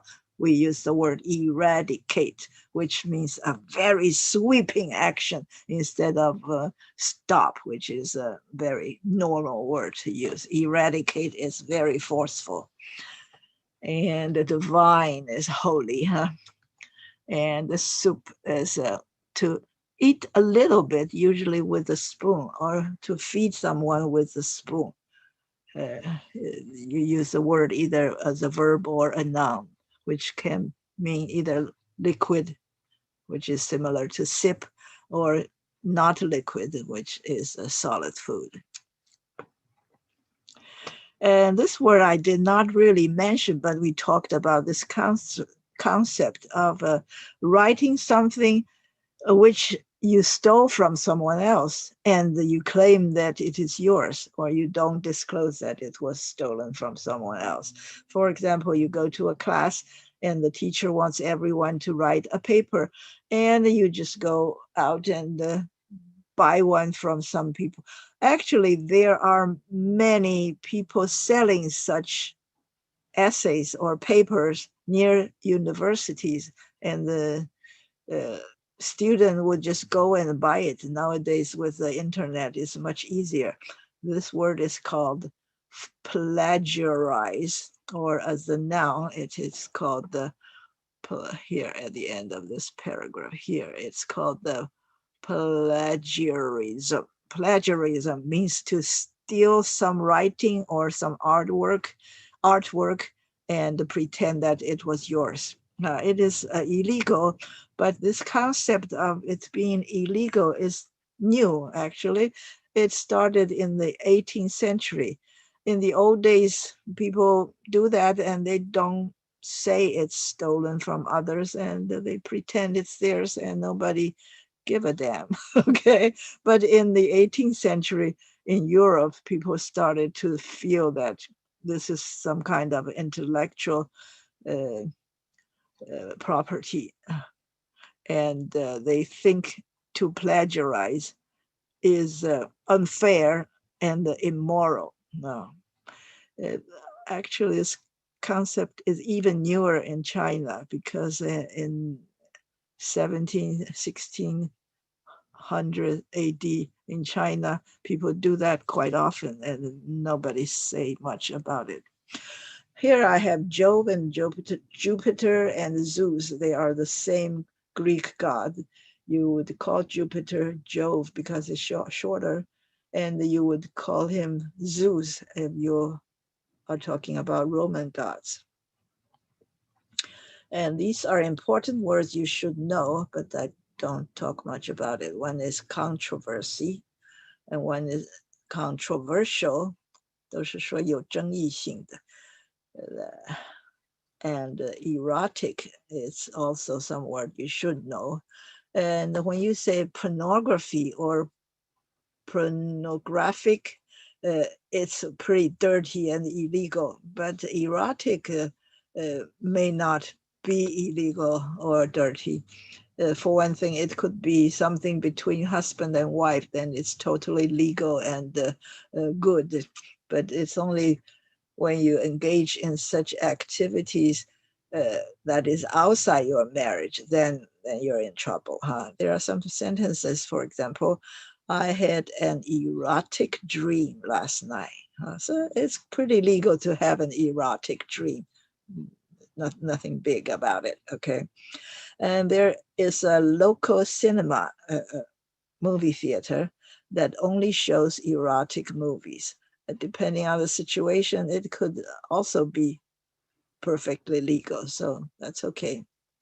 And this word is called chaste because I kept saying that, so I thought I would write it down. It is usually about a woman, but it can also be about a man. And this person can be a virgin, which means never had any sexual experience, or she could be good and chaste and married. So she does not have extramarital affairs. So chaste could mean virginal, innocent, and having no sexual experience. And by extension, it can also mean austere and simple, which means not fancy. Simple and decent. The fourth line is decent, modest, modest 哈，modest 很谦虚或者很朴素的哈。morally pure, huh? And chaste is the adjective, and the noun is chastity, huh? So when you hear about the word chastity, you probably will think about chastity belt, which is an undergarment made of metal almost always, and to be worn mostly by women to prevent the women from having sexual experience. That is, you lock her up actually with iron belt and lock, and so she could not do anything that you don't want her to do. This is in legend. People say when people in Western Europe went to Jerusalem or went to Turkey for on the crusade 就是十字军东征 when the man went on the crusade as a crusader let's write it down. crusade 这个 cruise 就是从 cross 来了，所以我们叫做十字军crusade 这个十字军东征叫做 crusade, and the person who joined the crusade would be called a crusader. So when a soldier joins the crusade, he would put on a chastity belt on his woman, whether she's married or not, so that she would faithfully wait for him to come back. However, there's no evidence during that time it was in existence. Nobody found any chastity belt older than 1700 AD, so it could not be during the Crusaders' time. And it is so uncomfortable, and it hurts you. You cannot wear it for extended period of time. So it is doubtful that anybody wore that for more than a couple hours. It is just very terrible for your body, okay? So that is the chastity belt, and I heard it so much about it, but this is the one I actually saw on October 26, 2010, and it's in Marksburg Castle in Germany. It is like a panty, but it's made of steel or iron. You can imagine it's very uncomfortable to wear. Okay, okay. Maybe we are a tiny little bit earlier. This class is shorter than before. Okay, let's.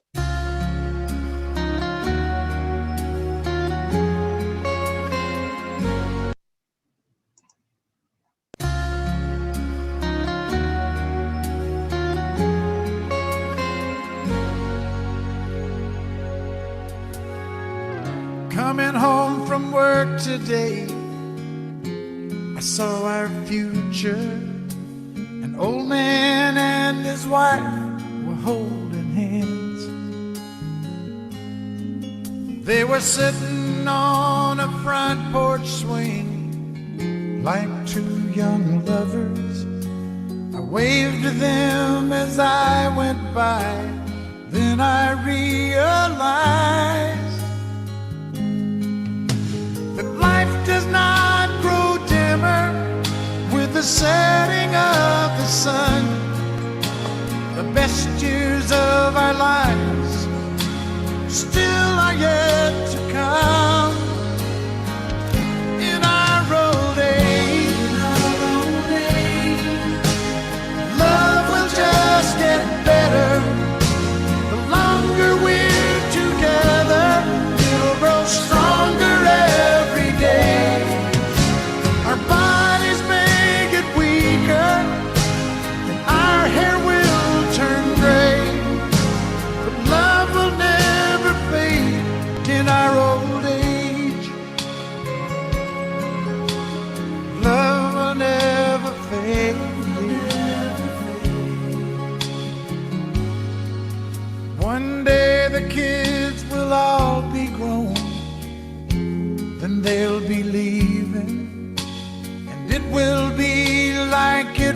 years ago. We'll be sitting on the front porch swing like two young lovers, 'cause today I just saw what our future holds. In our old age, love will just get better. The longer we're together, it will grow stronger every day. Our bodies may get weaker and our hair will turn gray, but love will never fade in our old age. In our old age, love will just get better. The longer we're together, it'll grow stronger every day. Our bodies may get weaker and our hair will turn gray, but love will never fade in our old age. Love will never fade.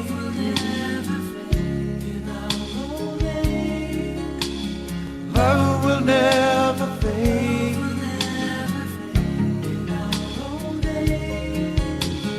Love will never fade.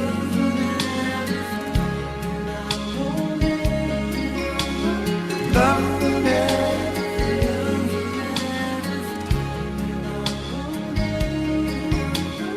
Love will never fade. Okay. Yeah, as we age, we come across songs like this, and we could identify with such feeling. This is Kenny Rogers. He probably was not very old when he wrote this song, because he saw an older couple loving each other as if they were young lovers. Yeah, and it's like he's singing this song to his wife or somebody. Okay. If you have any questions, I don't think there's anything that is difficult to understand. And when I look at this information, I realize he died just about 1 year ago. And he's, I guess, one of the older people. Yeah. But he was famous for quite a long time and won many prizes. And he's a crossover. I start to make this color so that you would not read it, because I want you to just listen to the story, not to read it and could not catch up with what I was talking about. Now, this is about that he's a crossover artist. He was engaged in many different kinds of music, and some of the songs were, you can say, belonging to more than one genre. And he won many prizes, of course, and sold many records, and opened a restaurant, and was in movies and the TV shows. Yeah, he's just very busy. And this is a thing that we talk about. We call it empty nest syndrome, 就是空巢. When people get older, their kids grew old and went away from the home, and the old couple will be left with no one else in the home. So this is an empty nest, and it's often quite sad or depressing. Some people would be seriously depressed, but because it happens to everybody, so we're not so concerned with their mental stability, because it's too common. But some people could be in trouble if they are not rescued from that situation. They need to have friends, and they need to have other activities and other things to think about. This happens more to full-time mothers at home, because they would be left with very little other things to do. And then we talk about this one, which is a 诗经, huh? This is let me just read it, huh? It is about being in battles in the old days. 击鼓齐唐踊跃用兵，土国城曹我独南行。This is about fighting that's in action, so it's kind of busy, and lots of people were doing construction, civil engineering, building the city wall and the trenches and so on. However, I alone, actually, it's not I alone, it's just our group of soldiers alone, because other soldiers were either dispatched away or went home, or they were doing construction, but our company was still there, engaged in battles, because 从孙子仲平陈与宋，不我已归，忧心有冲. This is about our company. We were not sent home, even though many of the people are participating in this war or this battle were already going home. But my company, we could not go home, and we were worried, very worried. 忧心有冲。原居原处，原上骑马. We were stationed here and there, moved around a lot, and as in the confusion, I lost my horse.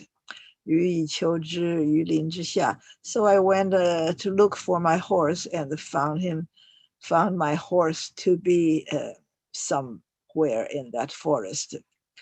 And the next 4 lines are the most important. It says, 死生契阔，与子成悦，执子之手，与子偕老. It is that we are all soldiers in this same company. We are buddies, we're comrades, we're in this together, whether we live or dead, whether we live or whether we are dead, we are to be together. Whether we are together or we're far apart, we are in this together, okay? Which means that we are stuck together here, and we must make a pledge. 与子成悦. Let me pledge my life to you, and you put to me. 执子之手，与子偕老.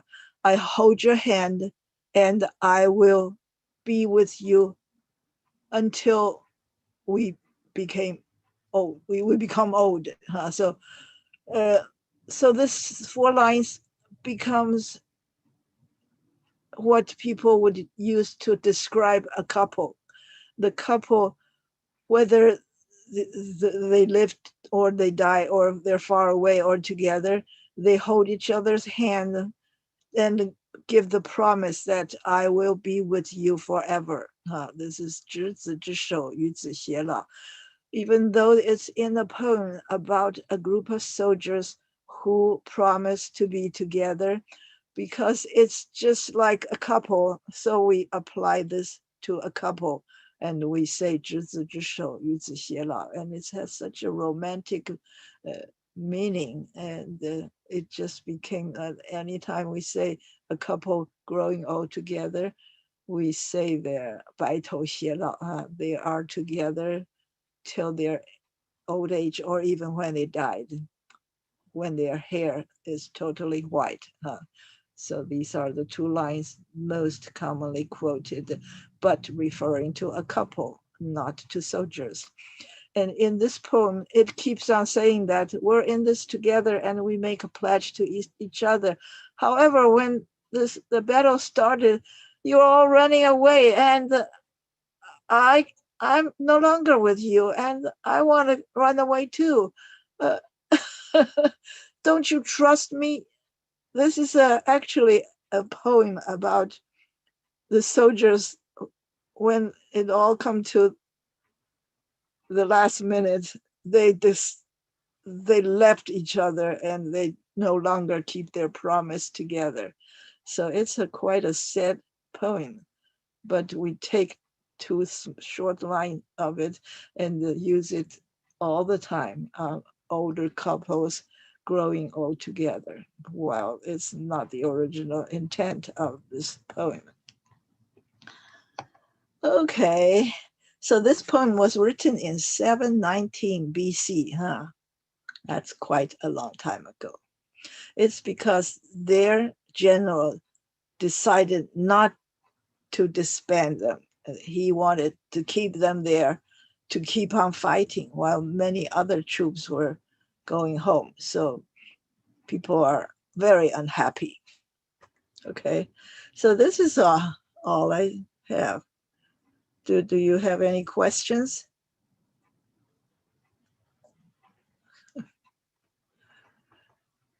Or I can take 5 more minutes and explain to you this recommended video I watched.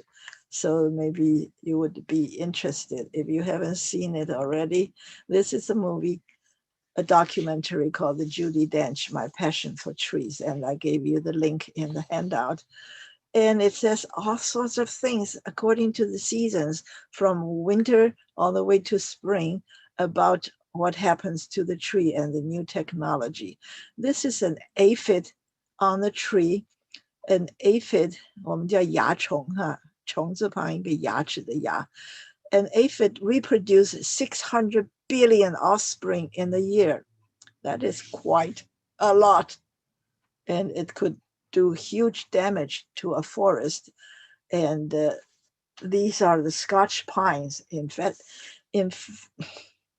infested, 就是长满了虫哈, infested by aphids. And what does a tree do, or what do the trees do? They release a perfume, a kind of smell.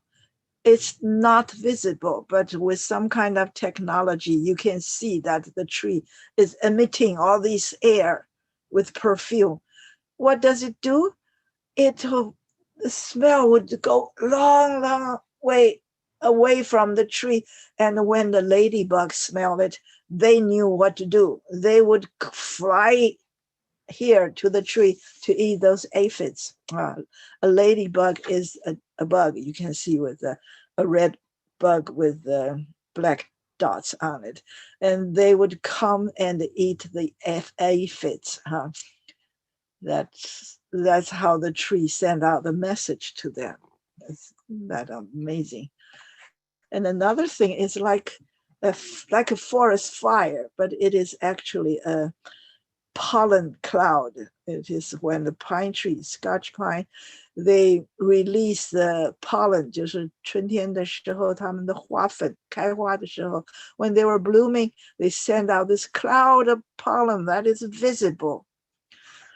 And what's the purpose? Of course, it's for pollination, because they are not sweet. The flowers are not sweet. They don't have nectar. They could not attract any bees or any hummingbirds or any other insect. So they just release this pollen into the air, and the wind would carry it all over the place in order to fertilize. And the tree would start to bear a cone, because the flowers were fertilized by this wind carrying that storm of pollen. That's an amazing thing. And this is a tree in Judi Dench's home. Kew Gardens sent some. Kew Gardens is probably the biggest botanical garden in the world, but it's located in London. And Judi Dench has a home near London, but not inside. On this property, there is a big oak tree. Here we can see that. And Kew Garden experts, they made a 3D scan of her oak tree, which is it turned out to be about 150 years old, but it's a very big tree. And her garden has 16 acres of land planted with lots of trees, especially those that they particularly planted when somebody they knew died, in memory of a beloved friend or relative. And this 3D model. You can turn it around and you can look it from inside out and you can enlarge it and so on and so forth. And according to these experts, they think this tree has 260,000 leaves, oak leaves. And according to them, this tree has 12 kilometers of branches, which is very amazing because they've scanned many trees.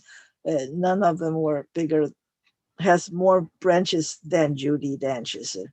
Do you know who Judi Dench is? She is an actor that became more and more famous as she gets older. She was mostly on stage in Shakespearean,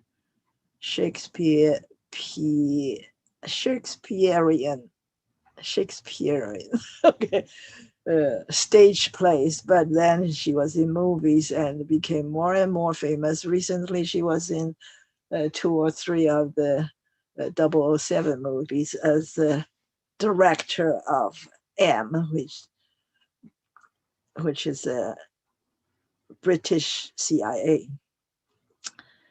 So we're talking about this tree. Okay. Then this is another expert showing her how to listen to a tree with this gadget that you could hear the water inside under the bark of the tree that was carrying water up to the branches every day. This particular tree or a similar one to this one drinks 200 liters of water a day. So that's a considerable amount of water. And in this movie, you would be able to hear what she is hearing now. And this is a yew forest. And this is a particular yew tree next to a church that is 1,500 years old. And it's kind of hollow inside in the middle. So she would walk into it. And this another person from Kew Garden showed her this cannonball that was discovered inside this tree. That the cannonball was fired during English Civil War. That is when Cromwell fought for the Parliament against the king, who is Charles I. And this cannonball was found in 1840. And this is a ship built by Henry VIII in 1509. It marked the birth of the empire, the British Empire, where at that time it's still England. It's before 1707, it's called England. And this tree is almost entirely made of wood. So many intricate parts. They were made of oak tree with its natural curves. They would find the tree bending in a certain way, and they cut one part of this to be installed, for example, here and there, where the ship is twisting in a certain way. It's so beautiful because it's not just straight angles. It's got a lot of natural curves. And in this boat, this ship, almost everything was made of wood. Very little iron or no plastic, of course. And there are some things, they showed 3 things discovered in this boat because this boat sank. So they raised it from water and they restored it. And this is a so-called the pocket sundial. You can position it in a certain way so you can see the shadow of the sun and know what time it is. It is your wristwatch when you only have a sundial. And this is also discovered in this ship, which is a fine-toothed comb. 我们中国人叫做篦子，我们不叫梳子，而叫篦子 because the tooth are very skinny and close together. And what do you use it for? To get the headlights out of your head.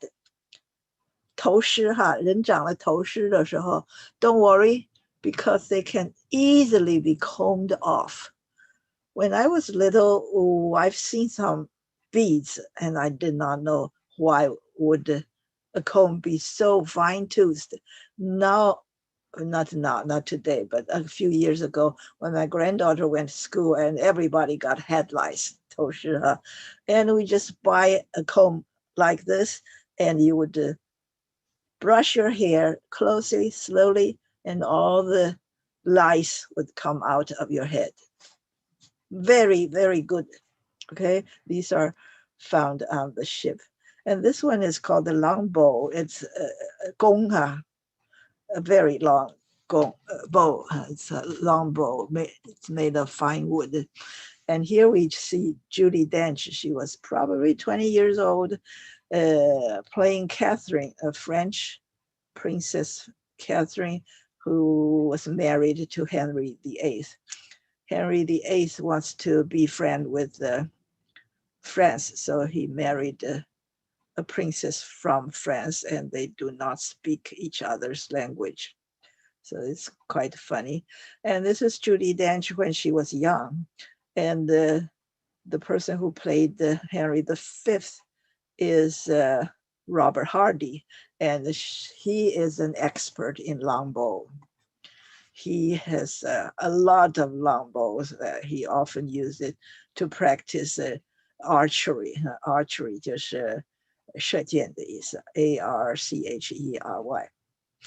Unfortunately, when we filmed this documentary, Robert Hardy just died, not a few days ago, actually. So he did not get to see this shift longbow. And the rest is about we say fungi, Fungi, but they all say fungi. In their language, they say fungi, but American would say fungi.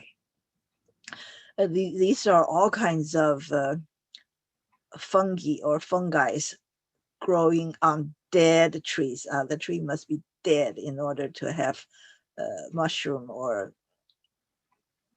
tree year or 灵芝 or any kind of fungus growing on it. The tree is dead.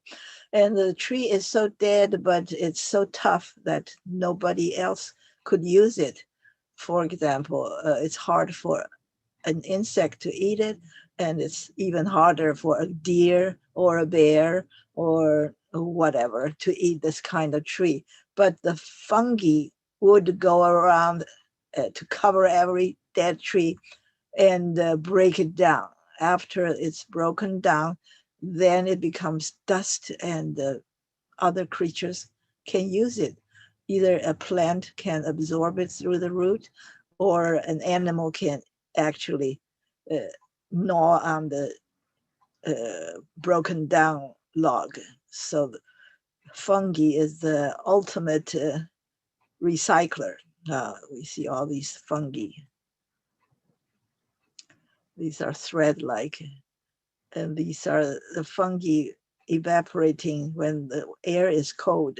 So this steam that comes out, the vapor, 水蒸气, coming out of the fungus become ice immediately. So it's very beautiful when you witness how it emerges from this to become this. It's all active. All these are fungi. Isn't that funny? And what's so interesting is this kind of fungus would grow underground on the roots of a tree and over many, many trees, even acres of trees. And because of this connection, the trees can talk to each other through this network of fungi. That's the most amazing thing in this documentary. I hope you would watch it when you have the time. Okay, anything else?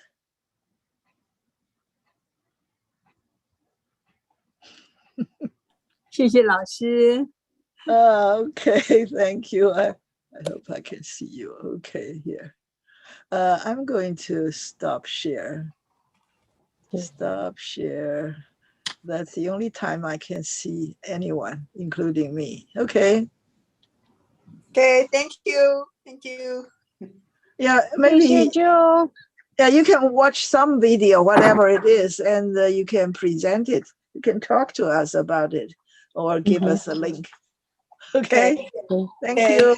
Bye. For checking out that Quincy Market. I was so convinced. I was just so